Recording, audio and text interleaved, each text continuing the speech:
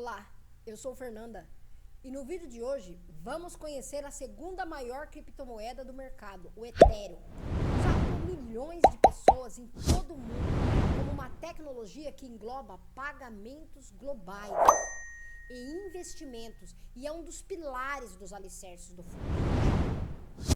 Mas antes não se esqueça de deixar aquele joinha, fazer a sua inscrição no nosso canal se você não for inscrito e apertar o sininho de notificações para não ficar de fora desses ativos que estão transformando a nossa realidade como nunca antes visto na nossa história. Tamo junto? Vem comigo!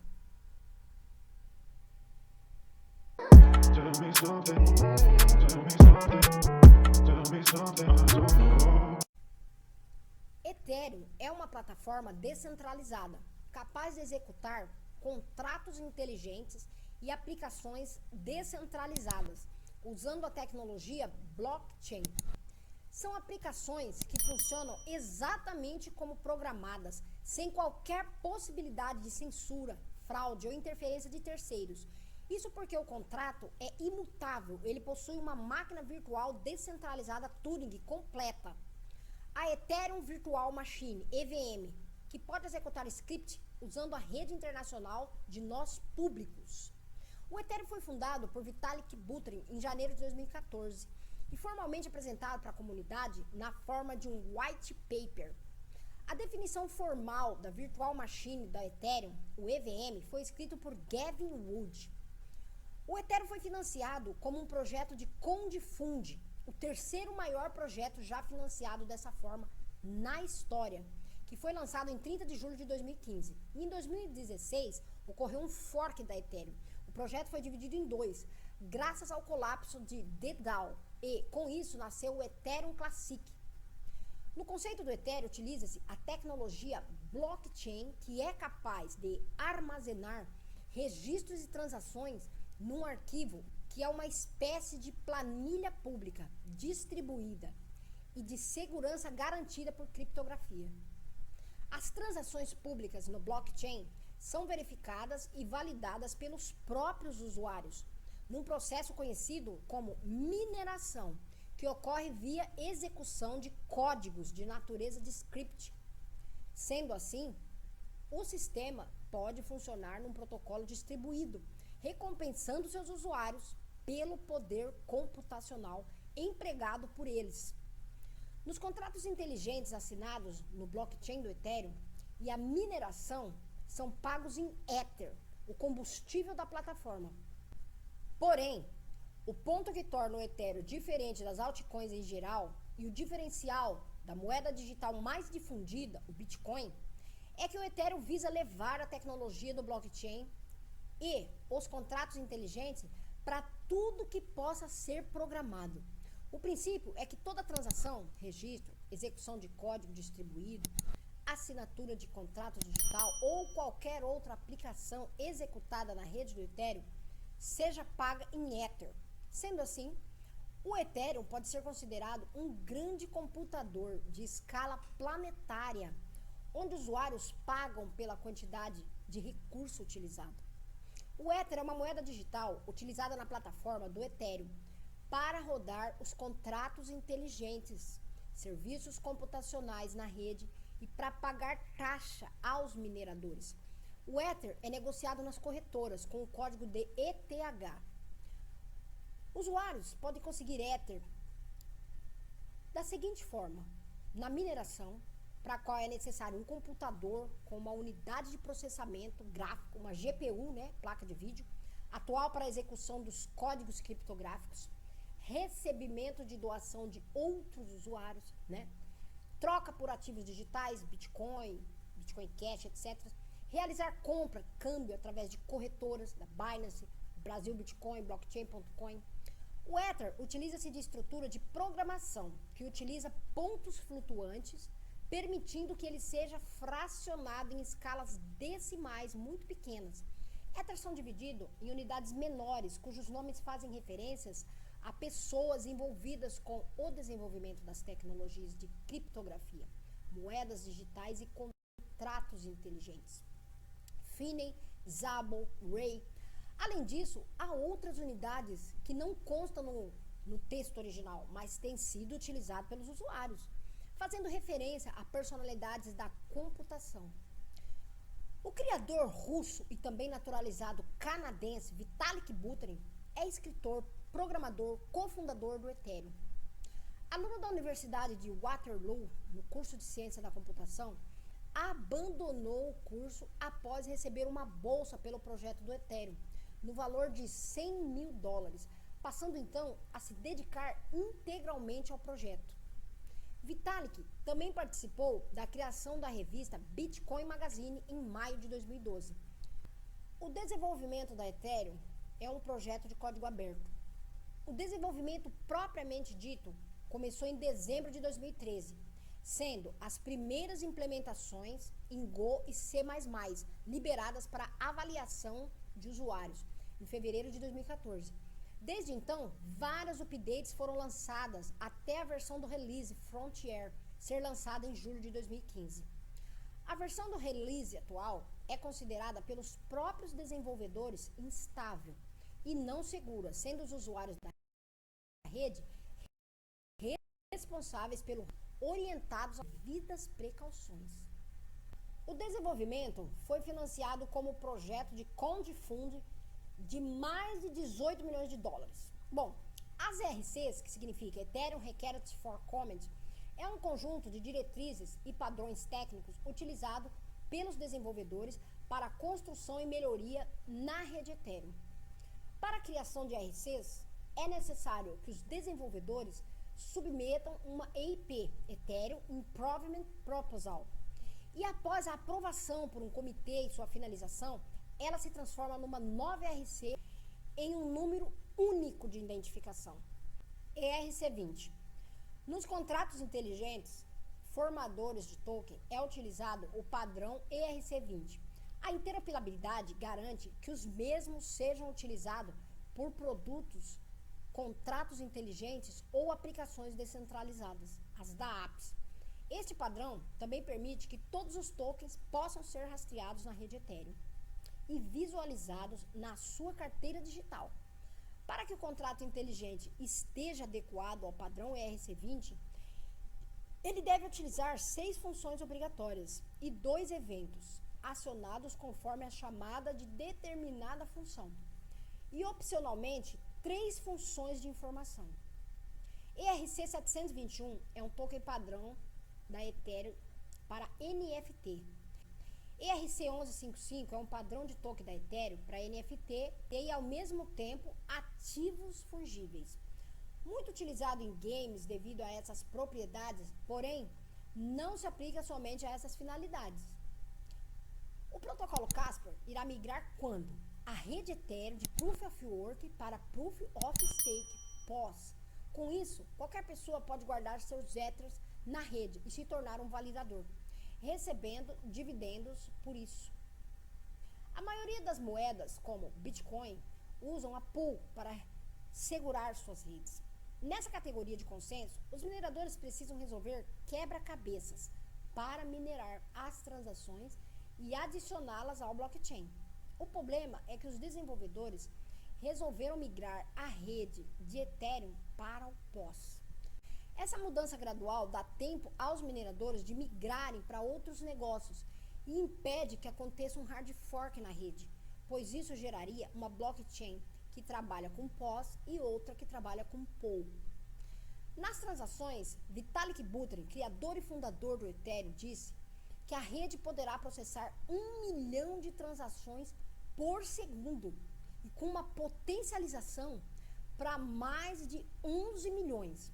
O fundador da Ethereum afirmou que os desenvolvedores estão atualmente testando a segunda camada das novas soluções de escala na rede, o que pode tornar o Ethereum capaz de suportar aplicativos descentralizados de larga escala e com milhões de usuários.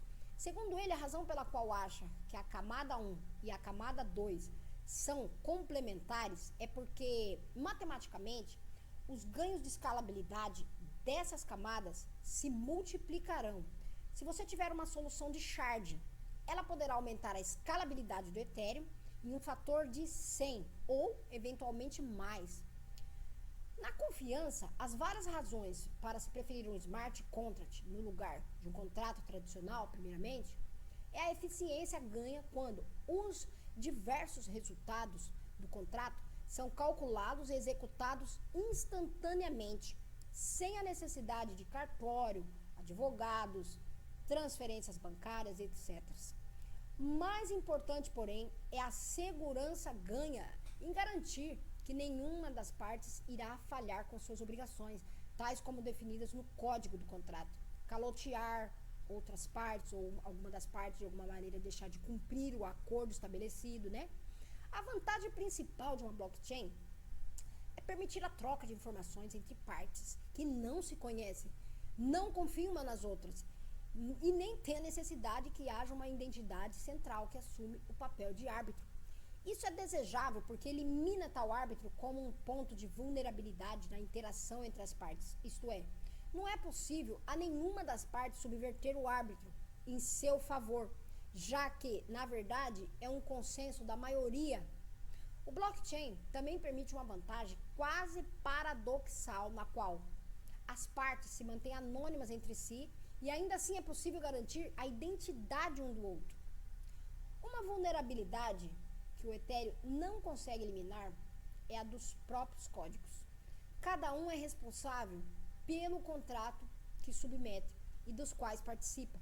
Então, a falha humana é um fator impossível de ser eliminado nesses casos. E, eventualmente, descobre-se maneiras de explorar uma brecha no código. O caso mais famoso, a perda de cerca de 150 milhões de dólares no DDAO, ocorreu por uma falha desse tipo. Outro problema que tem ocorrido na rede é o de fraudes de investimentos, esquemas Ponzi. Um contrato é criado para que as pessoas possam investir em algo que pareça promissor. Elas inicialmente parecem estar tendo grandes ganhos para que invista mais e mais e atraia mais investidores. E então o contrato acaba, alguém leva todo o dinheiro embora. E aí cabe destacar que nesses casos não se trata de uma quebra de contrato, como está codificado. Isso continua não sendo possível, mas sim de pessoas que entram em um contrato sem avaliar possíveis brechas pelo criador para se aproveitar posteriormente. Economia. O Ethereum tem o segundo maior capital de criptomoedas, ficando atrás apenas do Bitcoin, devido ao seu foco em contratos inteligentes, que geralmente são de investidores que usam Ethereum para financiar startups e empresas de tecnologias. Na compra e venda, o Ethereum pode ser comprado e vendido por casas de câmbio. Já existem casas de câmbio brasileiras em que é possível negociar a compra e a venda de criptomoedas. Em 2021, o ETF da criptomoeda Ethereum é aprovado pela CVM. O anúncio foi feito pela gestora de recursos QR Asset e obteve aprovação do seu ETF Exchange Trade Fund, baseado na moeda digital Ether, pela CVM, Comissão de Valores Mobiliários. Fatores de queda de valor. Uma das grandes quedas de valor da moeda foi causada por um roubo milionário no valor de 32 milhões de dólares no segundo semestre de 2017. Hackers exploravam uma falha em uma carteira virtual de multiassinatura necessária para a validação de várias pessoas para o uso de seu fundo. E assim, os hackers conseguiram transferir o Ethereum sem autorização dos legítimos donos. No mercado tradicional, o Ethereum também atinge, de certa forma, o mercado, por exemplo, de chips gráficos. No segundo semestre de 2017, a alta do império fez que a mineração da moeda fosse bastante lucrativa para pequenos mineradores que, no caso de fazer uma mineração da moeda através de placas gráficas e, consequentemente, a procura por essas placas foram crescendo e, ao mesmo tempo, os preços dessas placas ficaram bem mais altos que o normal por conta da procura. Os estoques de placas gráficas chegaram a esvaziar. O Ethereum Classic, ETC, é uma criptomoeda que se originou em um hard fork, quando um blockchain se divide em dois. No começo, existia um projeto chamado DAO, onde seus fundadores conseguiram arrecadar 150 milhões de dólares em um cold sale para financiar o projeto. Mas devido ao código ruim de seus fundadores, um hacker conseguiu pegar 50 milhões de dólares em Ethereum do contrato do DAO. A comunidade cripto, junto com Vitalik Buterin, decidiram fazer o fork para resgatar os milhões dos Ethers perdidos, dando origem a Ethereum Classic. Vitalik Buterin e a esmagadora dos desenvolvedores continuaram trabalhando no Ethereum. O Ethereum Classic virou praticamente uma rede morta, já não possui atualizações. Esse fork do Ethereum foi apenas uma única vez, isso porque a rede na época era muito nova e não havia tantos danos na rede na comunidade. Depois disso, aconteceu outros hackers, como o da carteira Parity, onde um hacker explorou um bug do contrato e desviou 150 mil Ethers, 30 milhões na época, né? Mas não houve um novo fork. Projetos como o DAO e Parity são projetos de terceiros e não tem nada a ver com a fundação de Ethereum, ou a rede Ethereum em si. Esses hackers conseguiram explorar o código mal feito de seus fundadores. Hoje, existem muitos padrões de desenvolvimento, como o RC20, RC721, que ajudam os desenvolvedores a criar contratos cada vez mais seguros.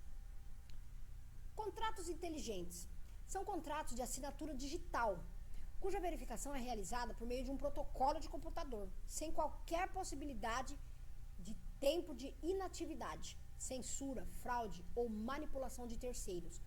Na rede Ethereum, contratos inteligentes podem ser implementados em 4 linguagens diferentes.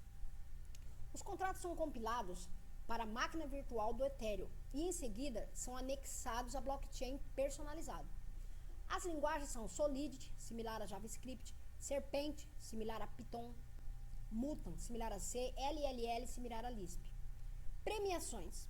Em 2014, Buterin venceu a premiação mundial em tecnologia, World Technology Award, pela contribuição na criação e desenvolvimento do Ethereum. Repercussão na mídia. A plataforma foi noticiada em uma série de publicações na mídia internacional, em periódicos como The Wall Street Journal, Wired, The Globe and Mail, Silicon Angle, Al Jazeera, The Telegraph e Kaiser Reporter. No Brasil, notícias sobre o Ethereum podem ser encontradas em grandes sites especializados em ativos de uma forma geral, como Cointelegraph Brasil e a Criptofácil. É isto, e esta é só a pontinha do iceberg do futuro que nos aguarda. E está aberta a todos, onde quer que você esteja no mundo. Tudo que você precisa é a internet. Hoje, bilhões de pessoas não conseguem abrir conta em banco, outras têm seus pagamentos bloqueados. O sistema financeiro descentralizado da Ethereum nunca dorme ou discrimina. Com apenas uma conexão com a internet, você pode enviar, emprestar e até mesmo transferir fundos para qualquer lugar do mundo. E lembrando que esta não é uma recomendação de investimento. Devemos estudar e cada um fazer as suas próprias escolhas. Bom, e se você ainda não viu o vídeo sobre o Bitcoin, Satoshi Nakamoto, a segurança, liberalismo, é só você pesquisar aqui no canal, tá? E junto vamos adentrar no conhecimento, pois o conhecimento é a chave para o futuro. Estamos juntos? Te vejo nos próximos vídeos.